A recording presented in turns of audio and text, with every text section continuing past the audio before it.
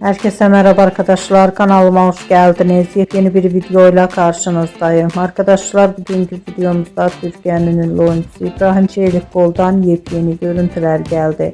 Ben de bu görüntüleri sizler için YouTube kanalımda video halinde sunuyorum. Umarım beğenirsiniz.